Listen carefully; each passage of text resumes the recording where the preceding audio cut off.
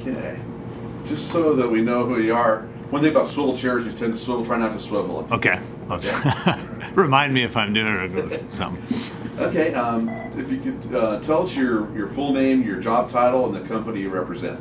Yeah, my name's Jim Sypher. I'm the general agent for MassMutual here in Seattle. We're a financial services company. Good, and can you tell us, we're also doing a film called The CEOs of Seattle. Okay. It talks about leadership in the Northwest. How did you, what were some of the milestones in your career that got you to the point where you're a leader in this company? Yeah, you know, I started out as a financial advisor in this industry, and over a period of time, I just kind of learned what my passion was, and it was more about working with people to get them better and more involved in the career, and you know, kind of hiring and attracting people. I enjoyed that more than the actual individual planning with clients, and I just kind of worked from there. Had several jobs in the management area, and then MassMutual asked me to take over this operation in 2007. What kind of business was your parents in? My dad was always in sales, and then he owned a couple of businesses, and my mom was a teacher. Wow. So when you were a kid, what was your ambition when you were like in high school? What did you want to be when you grew up? Well, you know, like a lot of people who were involved in athletics, I originally wanted to be a, you know, either a football player, a basketball player, a baseball player, something like that. But quickly realized that maybe I didn't have the physical attributes to make it there. And really, I just wanted to be in a position, in a leadership position within an organization, and I, you know, quickly went to kind of a business area. Who were your childhood heroes? Mostly sports figures. You know, I was big into some of the different sports teams like the Oakland Raiders and the Cincinnati Reds and some of those things. So probably those types of people, and then certainly my parents. So after high school, did you go to college, or did you go right into business, or what did you do? Yeah, right out of high school, I went to college, got a degree in business, in finance. I then took a job in the insurance area in a claims capacity with a large insurance company, and at the same time went back and got my master's degree, and eventually got into this side of the business. Cool. And what, you know, your company is MassMutual. What do they actually do? What kind of business do they do? Yeah, MassMutual is in the financial services business. We work with our clients in any kind of financial planning capacity, from insurance and protection products to investment products and everything in between. We do a lot of financial plans for people. How many people would be in your organization over here in the Seattle area? In the Seattle area, we have 55 advisors, and then our staff and their staff total about another 30. And what makes your company different than other companies in your industry, you think? Well, I think it's probably the people. You know, we have a great group of people. We're very focused on our people and their careers, and really that's probably what's made the biggest difference for us, not only in retaining and helping our existing advisors grow their businesses, but also in bringing in new people. A lot of the different leaders that we've been talking to have different philosophies on management style. Some like to lead real strict by the stick type of management, and some are like real easygoing. Yeah. How would you describe your management's philosophy and style? I would say I'm probably tend to go more towards the easygoing side of things. I try and hire really talented people, and then I let them kind of, you know, run with their vision or their passion. So what we really try and do is to hire the people that we think can help take the organization to the next level, and then we kind of get out of their way, you know, within the parameters of what we need to do from an organizational standpoint, and certainly from a compliance and customer service standpoint. Now, one of the big buzzwords that a lot of leaders use is the word culture. How would you describe your culture, and then what are things you do to nurture it? Yeah, our culture has really developed over the last couple of years into a team approach and a culture of giving. A lot of the advisors, although they don't necessarily get direct compensation for it, like to help each other out, like to work together, like to partner. Our management team and our staff are focused on our advisors. In fact, we believe that they really are our clients. And so when our staff or management team goes home at night or is driving in the morning, the task that I've kind of laid out for them is let's figure out what we can do to help our advisors have a better day, an easier job. What can we do to help them move their business along, and then that'll in turn move our business. The other thing that people are talking a lot about is values. What are some of the core values that are important to you and that you've brought into your organization, you think? Yeah, I think the biggest core value is that we care about the people we serve, and we care about each other, and that we do what's right by them. So, kind of the overriding philosophy is that we would do exactly what we would do if they were in there. If our client if we were in our client's shoes, we would do exactly what we're recommending. So we don't focus on products or commissions or anything else. We focus on what's important to the client, what they really need, and the products just kind of fall in place from there. But it's more about where they want to go. Now the baseball manager Joe Torre talks about the concept of character, and he says that you can learn more about a person's character during those times that are tough, or adversity, or the slumps, versus easygoing times. Right. Can you talk about the character of your team? Yeah, in the last, as you can imagine, in the last year and a half, we have been challenged as a team, and it hasn't always been easy. And I've watched our advisors spend the extra time and do the extra things that it takes to help our clients understand what's going on in the marketplace and the challenges that are there. And I've seen other people in other firms and other places shy away from the phone because those aren't always easy conversations. And we've really encouraged, and I've seen our people step up and really spend the time with their clients to make their clients understand as much as they can what's going on and what the future looks like, and listening to them, when they have the bad days. And I would tell you that the character of our people throughout that has been incredible to watch. Does it take courage, you think, sometimes? Oh, absolutely, because as you might imagine, when somebody's portfolio has gone down 40–50% because of the marketplace, those are not always easy conversations, but they're necessary conversations, and they're conversations that will help us retain clients and ultimately, help us succeed when the marketplace does come back. Can you think of some proud moments? I've been proud of so many things with this organization, from a standpoint of, some of our employees deciding to nominate us for this award, and and then receiving it, to just individual things with clients where we've really helped clients on an individual basis understand the marketplace and make the right decisions, not necessarily the easy decisions, but the right decisions for them. And so I've been proud most days in here, to be honest. Now, the Puget Sound Business Journal, is that something you read? It is, yes, yeah. It's a good way of keeping up on some of the local scene with regards to the business and the business community here in Seattle. And there's times when we use it certainly for recruiting and development of our people, but also just to keep us connected. Now, the culture of the Northwest. People. Is there anything different about the way people run and operate a business, or the culture of this area to run and operate a business versus like Chicago, Denver? Is there anything unique about here, you think?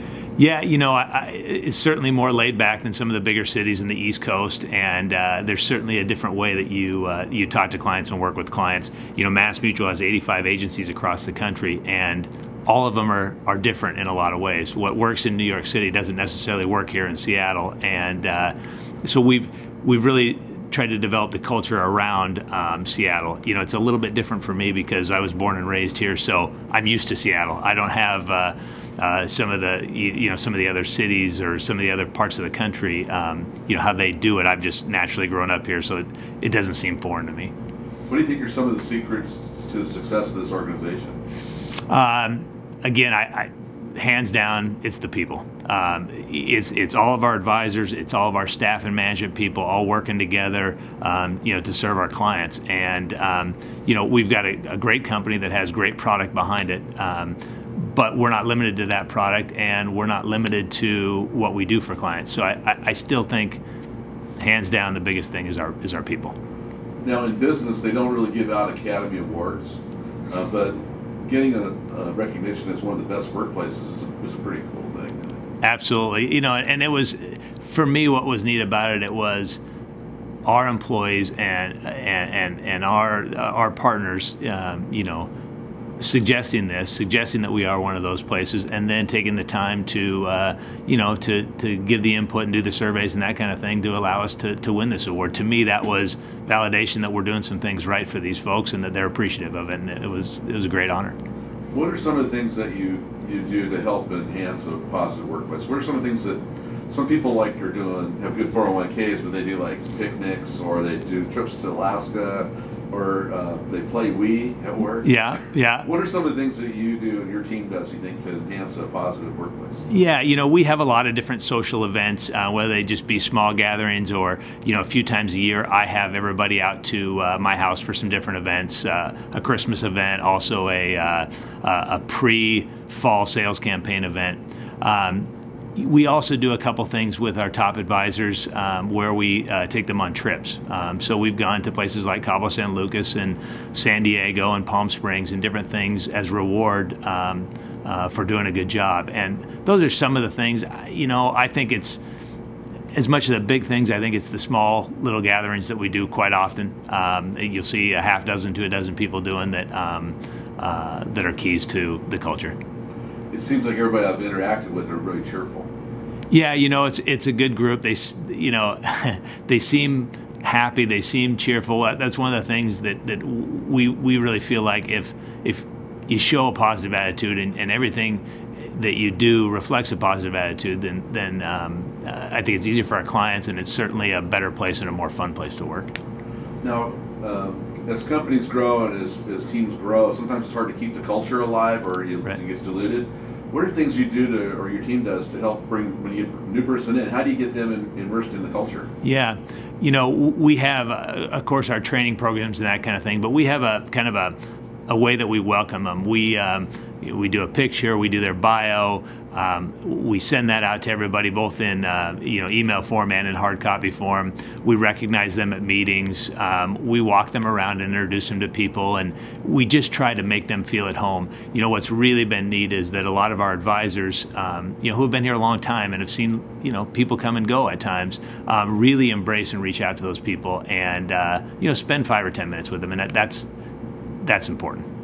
Now, the modern leaders have to wear many hats. Sometimes you're like the cheerleader or a coach or like a psychiatrist, and you also got to know numbers nowadays. Right. How do you balance all those different things when you're a leader? It's tough because you do wear a lot of different hats. I try to spend as much of my day when I'm here and the other people are here. I try to spend as much of that time as I can working with people, talking to our advisors, talking to our staff, working on certain issues that we have, coaching them, being a cheerleader, like you say, at times.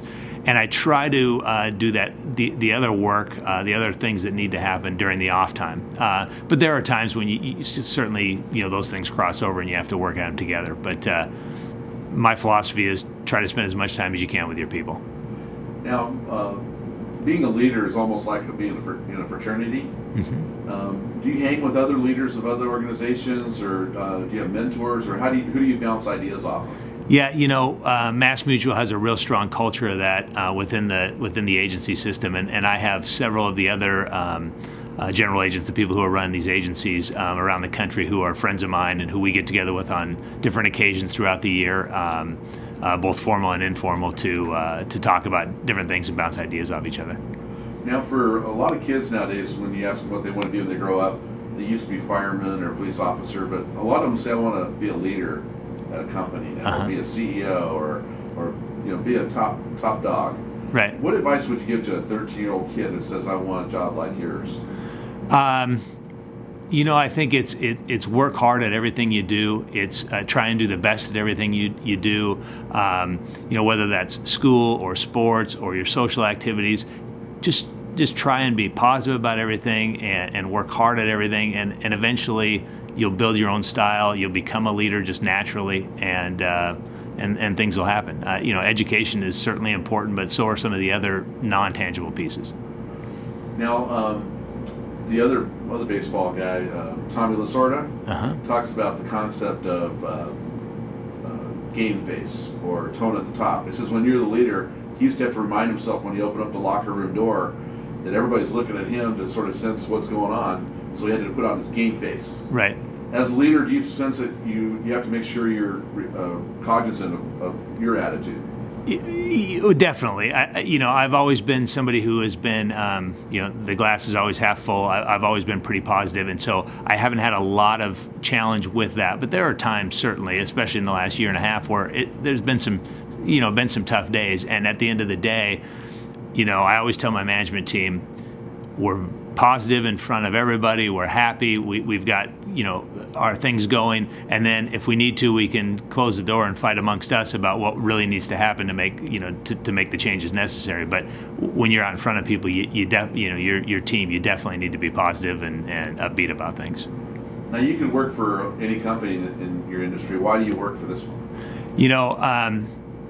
I've probably Mass Mutual for a lot of reasons. It's an industry leader in our business. It's a company with high ethics, high integrity. Probably more than ever, I've come to appreciate the mutuality of it. There's a few companies out there who are mutually owned companies, meaning that the policy owners and clients own the company, and in these times with the markets the way they are and everything else, it allows a Mass Mutual to look at longer-term goals rather than shorter-term, quarterly profits and that kind of thing. And I think overall, it's really shown that I'm with the right company. Now, I ask leaders what motivates them. Is it just money, or what gives you joy? Is it just money? Yeah, it's not just money. Certainly, financially, you want to be rewarded for all the effort that you put in. But, more importantly for me, I'm a coach at heart. I coach youth sports a lot, and I love coaching and watching these guys these guys and gals and our people get to new heights and really grow their practice. I mean, to me, that gives me the ultimate pleasure is watching them, reach levels that they never thought they would reach. Are you competitive? Oh yeah, definitely. Anybody who would know me would say I'm competitive. Now, if you watch the TV, there's a lot of doom and gloom out there, but the people I've interviewed are so excited about the future, enthusiastic and optimistic. What's your take on the future? I'm the same way. I'm very optimistic about what's going on. I think there was a time where we kind of got out of the fundamentals of who we are as certainly as an organization, but more importantly as a country. And I think that really we're starting to come back to those fundamentals. And I think the future's bright. I don't have any kind of doom or gloom on the future. I just think it's we hit a bump in a road that I think when we look back on it 10 years from now, we'll say it was the right thing and the right time, and we're better off for it. A lot of the people I've talked to said that it's sort of pushed people back towards the values again. Yeah, absolutely. That's exactly right. And living within means and those kinds of things, which I think are important for all of us to get back to at times and be reminded of. So, how did your team react when they heard that you guys were nominated one of the finalists of the whole state of Washington's best workplace? They were really excited. I can't tell you how many emails, phone calls I got, not only from our advisors and our staff, but also from some of our clients who just, it got the word and were just excited as a validation for what we've been doing. Now, there's thousands of companies in the state of Washington that would love to have this kind of recognition. If you were going to give one magic bullet of what they could do to have a happy workplace, what would be the one thing that you think that they should do? Create an environment that that you would want to be a part of. Value your employees, value the relationships, and do things to help them feel like they're valued. Thank you very much. Great.